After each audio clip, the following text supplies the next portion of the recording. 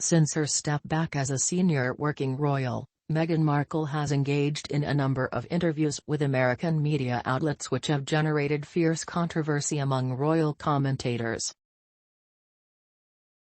Royal expert Richard Fitzwilliams has suggested the Duchess has been threatening the royal family with some of her latest revelations. Despite the previous fallout, Meghan has pursued further media exposure in her latest interview with Variety, published in wake of the Queen's death. Speaking to Express.co. UK, Mr. Fitzwilliams warned, "There is so much negativity. She, Meghan, talks about the healing process and yet gives interviews which have controversial aspects to them. Very clearly, she was threatening the royal family and we don't know what Harry's memoir is going to produce." Mr. Fitzwilliams referenced an interview the Duchess gave to The Cut magazine in which she claimed to be still healing from her turbulent experience at the forefront of royal life. Discussing her period as a working royal, the Duchess of Sussex told The Cut, "It's interesting, I've never had to sign anything that restricts me from talking. I can talk about my whole experience and make a choice not to."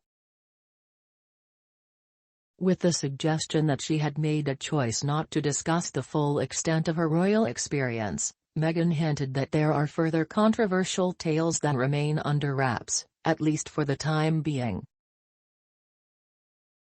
She added, "It takes a lot of effort to forgive.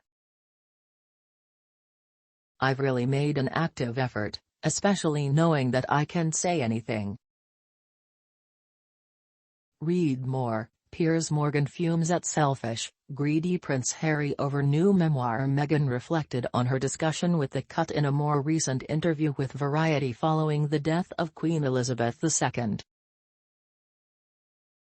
The Duchess reported, "The New York story was intended to support archetypes and focus on our projects. I've had some time to reflect on it.